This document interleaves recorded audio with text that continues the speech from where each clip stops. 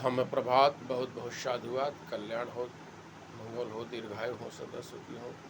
हम आज पुनः वही बात दोहरा रहे हैं। क्या आपने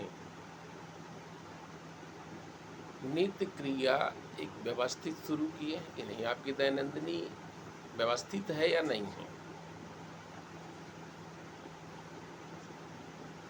आपकी नित्य कार्य व्यवस्थित हो जाना चाहिए, संतुलित हो जाना चाहिए, हमेशा परिवर्तनशील होना चाहिए।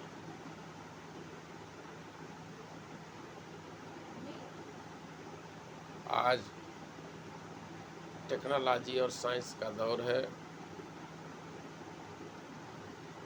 इस दौर में अंधविश्वास फैलाने वाले भी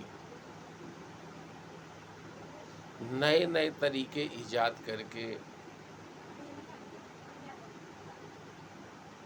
नई नई बातें इतिहास में घाल मेल करके, इतिहास को गोल गोल करके, इतिहास को तोड़ मरोड़ करके, इतिहास को इस तरह से पेश करते हैं ताकि लोग गुमराह हो जाएं।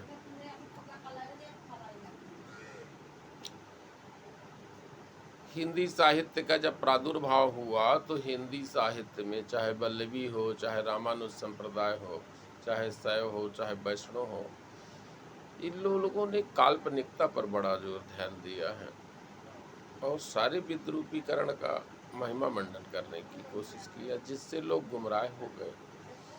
तो इस बात को जानना बहुत आवश्यक है।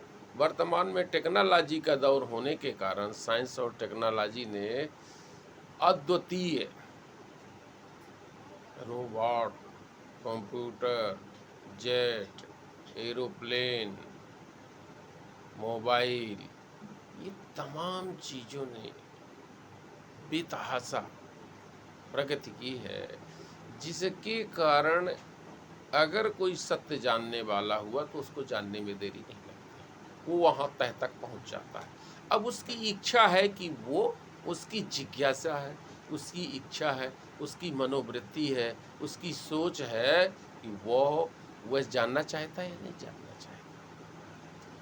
लेकिन अगर आप पूर्वाग्रह से ग्रसित होंगे और यदि आपके ऊपर कोई न कोई रस का प्रभाव होगा, अंधकार का प्रभाव होगा, विश्वास का प्रभाव होगा,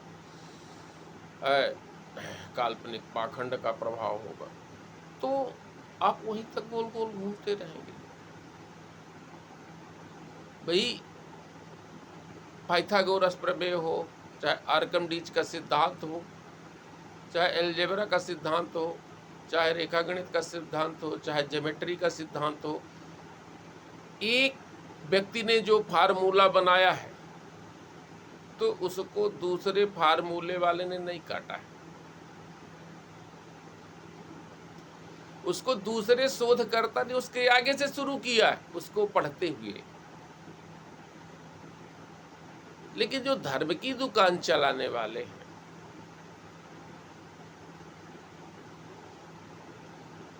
वो एक धर्म दूसरे धर्म पर बुराई ढूंढता है। आप समझ लीजिए कि ये शुद्ध शुद्ध कारोबार है, व्यापार है। अब यहाँ पर दो तरह के लोग होते हैं, एक ज्ञान विज्ञानवादी, प्रगतिवादी, परिवर्तनशीलवादी, मानवतावादी होता है, और दूसरा अज्ञान, अविश्वास, अंधविश्वास, पाखंड, शोषण, दमन, गैर बराबरी, लूट, हिंसा, व्यभिचार पर आधारित होता है। जिसने इतना महिमा मंडन किया, लोगों को इतना अंधविश्वास का नशा चढ़ा दिया, इतना पाखंड का नशा चढ़ा दिया, इतना पाखंड का नशा चढ़ा दिया कि पाखंड में भगवान दिखने लगते। पाखंड में ही उसको न्याय दिखने लगता है, अंधविश्वास ही उसका जीवन शैली हो जाता है।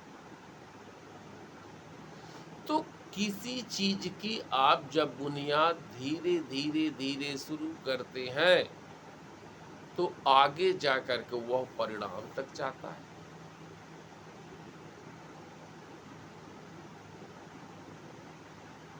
और इन्होंने भाग्य का इतना महिमा मंडन किया। जा दिन विधने लिख दई छठी रास के अंक, राई घटे न तिल बढ़े रहो रे जीव निसंक। सब ऊपर वाला ही करता है, सब ऊपर वाला ही तय करके रखता है। और लोगों के दिमाग में इतना घुसेड़ दिया, इतना घुसेड़ दिया, इतना घुसेड़ दिया कि उसकी जो खुद की सोचने की क्षमता थी, खुद की कुछ करने की क्षमता थी, वो खत्म। अब शादी भी करने जाएगा तो आपसे पूछेगा, कोई मर गया है तो कैसे कार्यक्रम करना है तो आपसे पूछेगा, जन्म का कार्यक्रम करना है तो आपसे पूछेगा, बहू जाएगी तो आपसे पूछेगा, विवाह होगा तो आपसे पूछेगा, गुण मिलाएगा, ये करेगा। ये पाखंड के अलावा क्या हो सकता है? लेकिन लोगों को पाखंड का नशा चढ़ा है, जुनून चढ़ा है, सुरूर चढ़ा है। इसलिए लोग पाखंड से इतने ग्रस्त हो गए हैं, उनको वही धर्म नजर आने लगा। तो इस बात को समझने की आवश्यकता है। जहां अंधकार होगा प्रकाश जल जाएगा तो अंधकार खत्म हो जाएगा, जहां प्रकाश खत्म हो जाएगा तो अंधकार हो जाएगा। इसलिए प्रकाश अंधकार का दुश्मन होता है, अंधकार प्रकाश का दुश्मन होता है। इसलिए ये जितने भी पाखंड फैलाने वाले लोग हैं, ये बहाना बनाएंगे कि उसने भगवान का विरोध किया है, भगवान के बारे में अनर्गल कह रहा था, मैं वो पापी है, उसका बलि चढ़ाना चाहिए, उसका हत्या करना चाहिए। तमाम बातें अनर्गल प्रलाप करते हैं, गैर अवैध बातें, अवैध तरह की बातें करते हैं, असंवैधानिक बातें करते हैं और तर्क से भागते हैं। तो इन लोगों से सावधान रहने की जरूरत है। आपको अपनी जीवन शैली व्यवस्थित करना है, आपको प्लान तैयार करना, आपको व्यापार व्यवसाय करना, आपको कारोबार करना, अकर्मण्यता बिल्कुल नहीं डालना। इसलिए मैं कहता हूँ त्रिशरण, पंचशील, 4 आर्सत, अष्टांगिक मार्ग, 10 पारमिताओं का अभ्यास क्रमशः जारी करें। शील समाधि प्रज्ञा का अभ्यास जारी करें, आसना शासना विपස්සना का अभ्यास जारी करें, शुद्ध पिटक, विनय पिटक और अभिधम पिटक का अभ्यास जारी करें। और दूसरी बात, वर्तमान में बुद्ध के नाम से, तमाम महापुरुषों के नाम से भी आडंबर फेंका जा सकता है, आडंबर फैलाया जा सकता है। आप भाई देखे कि ये ब्रांड चलने लगा है तो होगा उसी में चिपका देंगे। तो इसको भी जानना आपको आवश्यक है। अंत में मैं ये कहूँगा कि वर्तमान में जो वास्तविकता की बात करते हैं, ऐतिहासिक गौरवशाली भारत की बात करते हैं, बुद्ध धम्म संघ की बात करते हैं, उस पर काम करते हैं, ऐसे लोगों का आपको दान मान सम्मान करना है, उन्हें ही मतदान करना है। वर्तमान में जैसे नंदरतन कुशीनगर, आपके भंते सुमित रत्न है, आपके भंते अशोक वंश बोध गया है, आपके LC प्रियदर्शी सारनाथ हैं, आपके साक्य पुत्र सागर गोपाल हैं और तमाम कई अनाम लोग जैसे राजेंद्र प्रसाद सिंह हैं, ML परिहार हैं,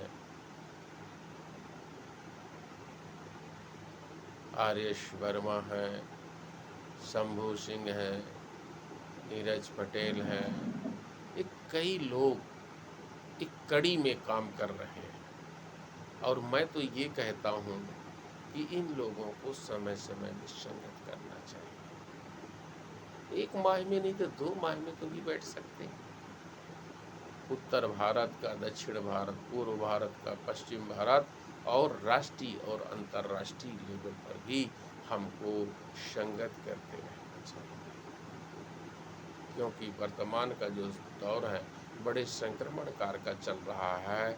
अगर इस समय पर नहीं संभले तो पूरी की पूरी आने वाली सदी, पूरी की पूरी आने वाली पीढ़ियाँ अंधकार में, टेक्नोलॉजी अंधकार में डुबोती जाएंगी। इसलिए आप सब लोगों को धम्म का अभ्यास करना, सत्य का अभ्यास करना, सत्य का साक्षात्कार करना, सत्य का खोज करना, सत्य का शोध करना, सत्य का अन्वेषण करना है, सत्य के बारे में जानना है। कहीं कहाई सुनी सुनी बातों पर नहीं, बल्कि स्वयं साक्षात्कार करना है, स्वयं आत्मसात करना है, स्वयं निरीक्षण करना है। बहुत बहुत साधुवाद। कल्याण हो। सदा सुखी हो।